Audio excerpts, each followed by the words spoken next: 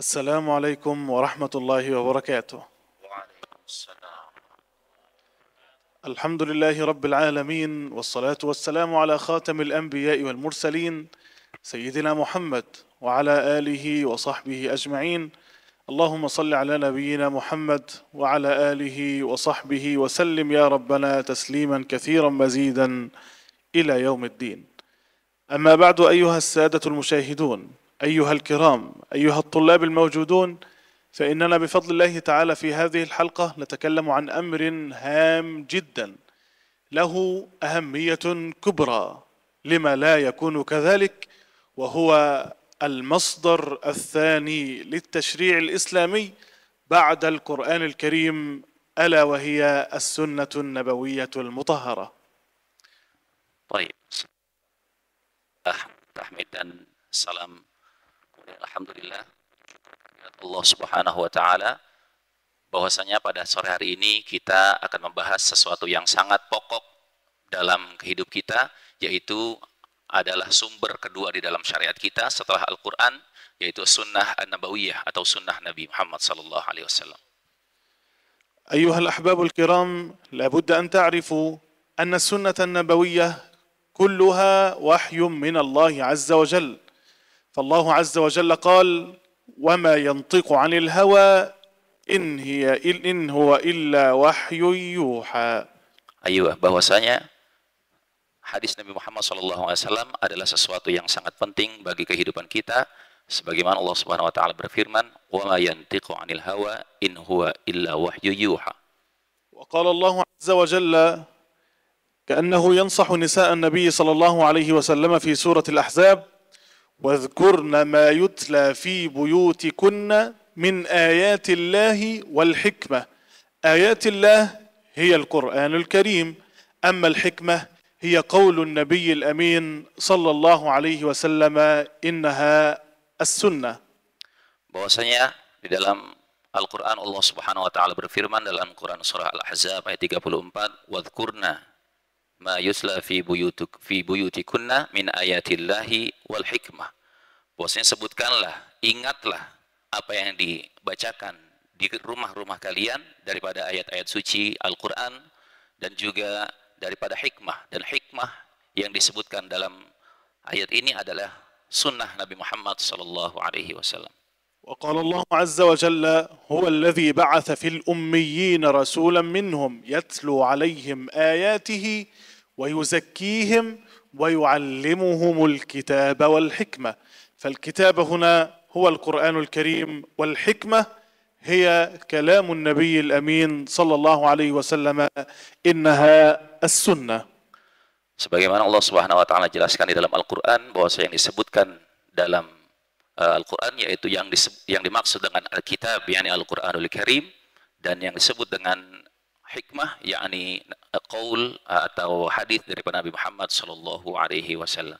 وقال الله عز وجل: ما آتاكم الرسول فخذوه وما نهاكم عنه فانتهوا. فهذا معناه أن كل كلام النبي صلى الله عليه وسلم الذي يتكلم به، وكل أفعال النبي صلى الله عليه وسلم التي يفعلها، وكل تقارير النبي صلى الله عليه وسلم التي يقرها، فإنها كل ذلك يدور حول وحي من الله عز وجل وليس من عند النبي صلى الله عليه وسلم.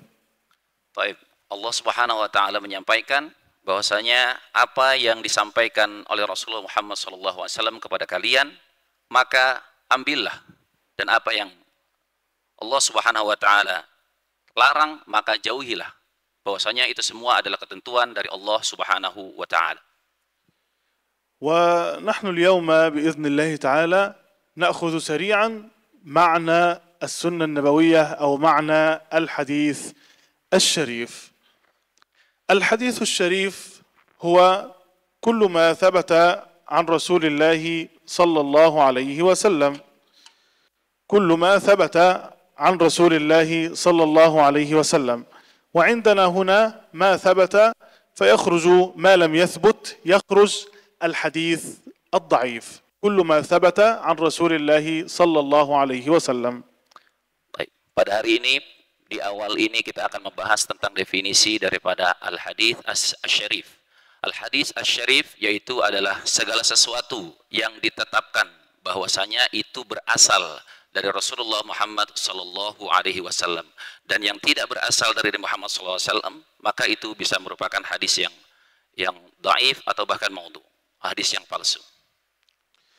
نعم، هذا كل ما ثبت عن النبي صلى الله عليه وسلم من ثلاثة أشياء أساسية: الأول القول، الثاني الفعل، الثالث التقرير. كل ما ثبت عن رسول الله صلى الله عليه وسلم من قول، أي كلام قاله النبي صلى الله عليه وسلم، أي قول قاله النبي صلى الله عليه وسلم، فهذه سنة. قول كمثلا قوله: لولا أن أشق على أمتي لأمرتهم بالسواك عند كل صلاة أو عند كل وضوء. Baik, dari hadis-hadis yang berasal dari Muhammad SAW itu terbagi menjadi 3 bagian. Yang pertama yaitu hadis yang berupa qaul atau ucapan, yang kedua yang berupa fi'al atau pekerjaan, dan yang ketiga merupakan takrir atau keputusan dari Nabi Muhammad SAW. Yang pertama adalah qaul. Qaul itu adalah ucapan, bahwasanya segala sesuatu yang diucapkan oleh Nabi Muhammad SAW itu merupakan disebut sebagai hadis. Sebagaimana Rasulullah Muhammad SAW jelaskan, kalaulah tidak menyulitkan bagi umatku, maka aku akan memerintahkan kepada umatku untuk melakukan siwak setiap kali hendak melaksanakan salat 5 waktu. والقول كقوله صلى الله عليه وسلم: من يرد الله به خيرا يفقهه في الدين مثلا. Dan di antara contoh yang lain daripada hadis qauli yaitu adalah من يرد الله به خيرا، hadis Nabi Muhammad SAW, man yuridillahu bihi khairan yufaqihu fid din. Barang siapa yang menginginkan kebaikan, maka hendaklah ia memperdalam ilmu agama.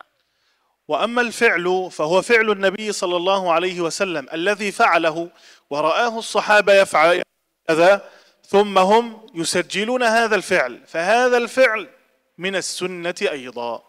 Dan yang kedua adalah hadis fi'ali, yaitu hadis atau segala sesuatu yang dilakukan oleh Nabi Muhammad SAW kemudian dicontoh dan diikuti atau dilihat oleh para sahabat, kemudian ditulis dalam sebuah matan hadis, kemudian dilakukan dalam kesehariannya, maka ini juga disebut dengan hadis fi'ali.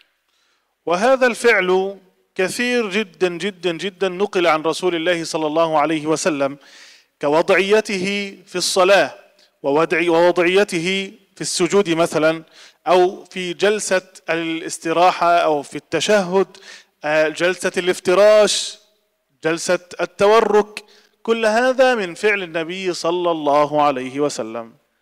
Dan contoh daripada hadis fi'ali itu sangat banyak sekali, sebagaimana Nabi Muhammad SAW mengajarkan kita tentang bagaimana tata cara gerakan salat, dari gerakan takbiratul ihram, kemudian i'tidal, ruku, duduk, di antara 2 sujud, tasyahud awal, tasyahud akhir, tawarru, dan seterusnya. Itu merupakan contoh daripada hadis fi'ali, yaitu hadis yang merupakan perbuatan yang dilakukan oleh Nabi Muhammad SAW. وأخيرا التقرير.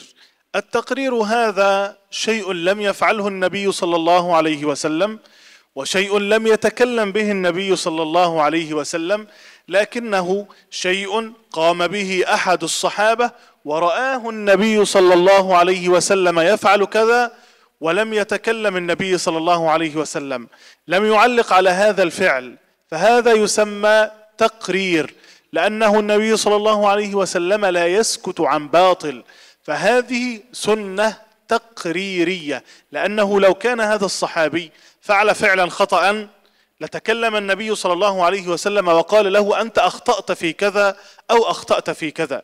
فإذا الفعل الذي يقوم به الصحابي رضوان الله عليهم جميعا ويراه النبي صلى الله عليه وسلم ثم لم يعلق عليه، هذا يسمى سنة تقريرية.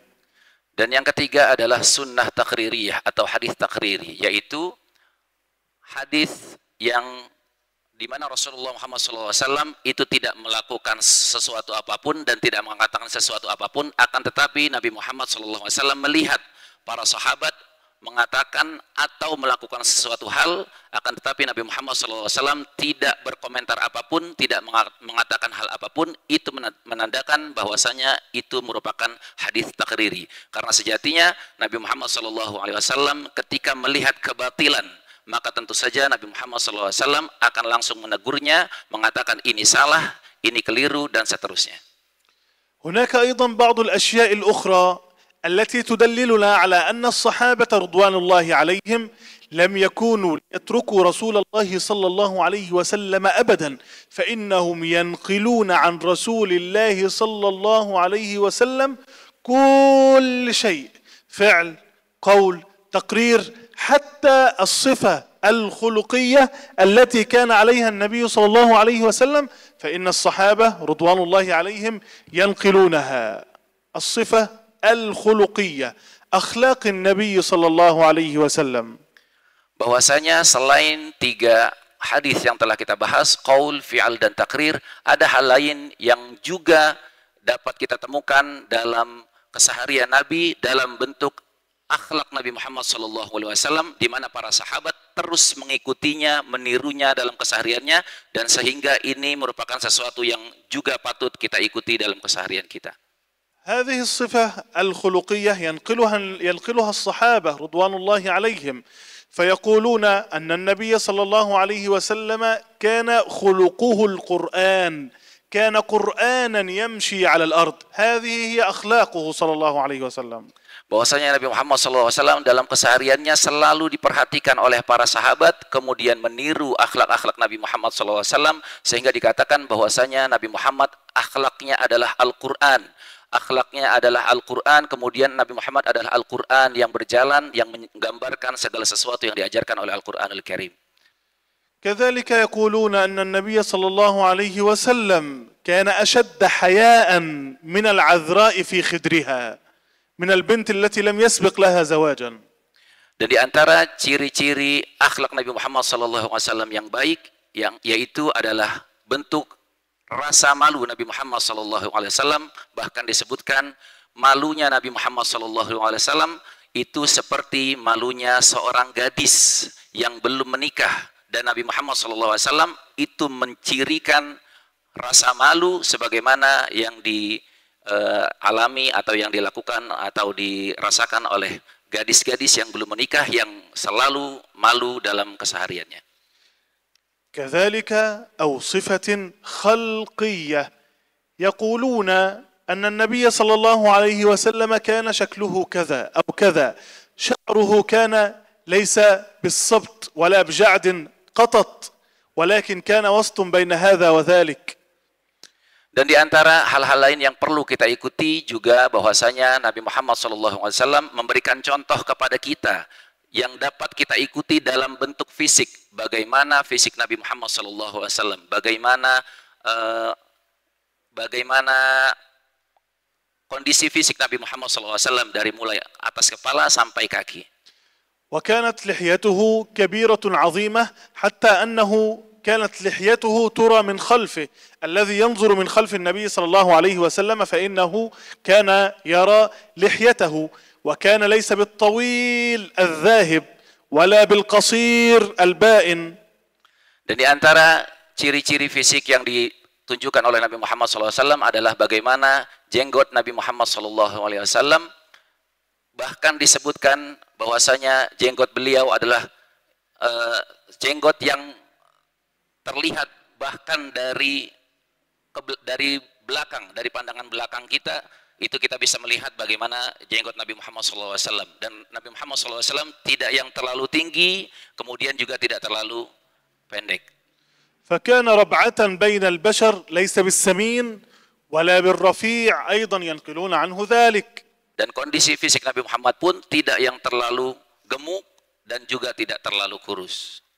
وكان أحد الصحابة يقول: رأيت البدر مرة ورأيت رسول الله صلى الله عليه وسلم، فإذ أنظر برسول الله صلى الله عليه وسلم وأنظر إلى البدر القمر، فإذ برسول الله صلى الله عليه وسلم أجمل وأحلى من البدر.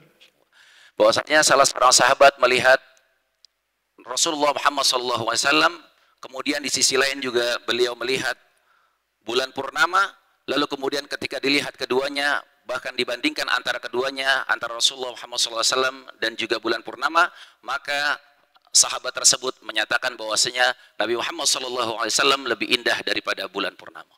وكان صلى الله عليه وسلم بشرته لم تكن بالبيضاء، ليس أبيض مهق، ليس أبيض كثيرا، ولا بالآدم أي ليس بالأسود، فكان بين البياض والسواد، كان وسطا صلى الله عليه وسلم. Dan di antara ciri-ciri fisik Nabi Muhammad SAW yaitu kulitnya tidak terlalu putih dan juga tidak terlalu hitam. Jadi antara putih dan hitam, dan itu terlihat sangat indah. فهذا كله من الصفات الخلقية التي خلقه الله عز وجل عليها. Dan ini merupakan sifat atau bentuk fisik daripada Nabi Muhammad SAW yang diciptakan oleh Allah Subhanahu wa Ta'ala. في اليقظة والمنام أي ينقل عن رسول الله صلى الله عليه وسلم حتى ما جاءه في اليقظة وهو مستيقظ، وأيضا حتى ما جاءه في النوم، والرؤى التي يراها النبي صلى الله عليه وسلم أيضا هي من السنة النبوية.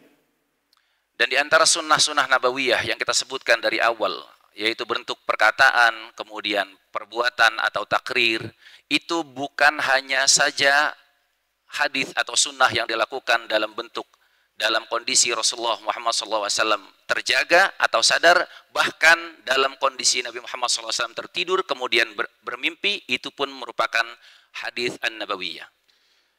حتى إن الحديث النبوي والسنة النبوية كانت قبل البعثة، سواء قبل البعثة أو بعد البعثة، فما كان لرسول الله صلى الله عليه وسلم من تجارته مع أمنا خديجة مثلا رضي الله عنها وأرضاها، وذهابه إلى بحير الراهب، وتجارته قبل البعثة، ورعيه للأغنام قبل البعثة، هذا كله أيضا من السنة النبوية. Dan juga termasuk ke dalam bagian daripada hadis nabawi, yaitu segala sesuatu yang terjadi dalam diri Nabi Muhammad SAW, baik sebelum Nabi Muhammad SAW diutus sebagai Rasul atau setelah Nabi Muhammad SAW diutus sebagai Rasul. Dan diantaranya adalah bagaimana Nabi Muhammad SAW itu menggembala kambing, kemudian berdagang dan lain sebagainya. Itu semua merupakan bentuk daripada al-sunnah an-nabawiyah. فالسنة النبوية هو كل ما ثبت عن رسول الله صلى الله عليه وسلم من قول أو فعل أو تقرير أو صفة خلقية أو خلقية في اليقظة والمنام قبل البعثة وبعدها. Dan definisi daripada al-hadits asy-syarif yaitu adalah segala sesuatu yang ditetapkan berasal daripada Nabi Muhammad SAW, meliputi perkataan beliau atau pekerjaan beliau atau persetujuan beliau dari apa yang dilihat daripada para sahabat, atau dalam bentuk akhlak Nabi Muhammad SAW dan juga fisik Nabi Muhammad SAW, baik dalam kondisi terjaga ataupun dalam kondisi beliau tertidur lalu kemudian melihat sesuatu atau mimpi dalam tidurnya, baik sebelum Nabi Muhammad SAW diutus sebagai Rasul ataupun setelahnya. أيها الكرام، إن شاء الله تعالى في المحاضرة القادمة سنأخذ أهمية السنة النبوية ومنزلتها من الشريعة الإسلامية ومنزلتها من القرآن الكريم، وما أهمية السنة النبوية. إن شاء الله تعالى سيكون هذا في المحاضرة القادمة. Dan insya Allah dalam pertemuan yang akan datang kita akan membahas tentang bagaimana pentingnya sunnah nabawiyah, bagaimana pentingnya hadis Nabi Muhammad SAW, baik itu dari Al-Quranul Karim ataupun dari hadis Nabi Muhammad SAW itu sendiri. إلى هنا أيها الأحباب الكرام قد وصلنا إلى آخر حلقتنا في هذا اليوم المبارك. جزاكم الله خيرا لحسن استماعكم، وشكر الله لكم سمعكم وبصركم، وتقبل الله منا ومنكم صالح الأعمال، وكل عام وأنتم بخير، والسلام عليكم ورحمة الله وبركاته. السلام.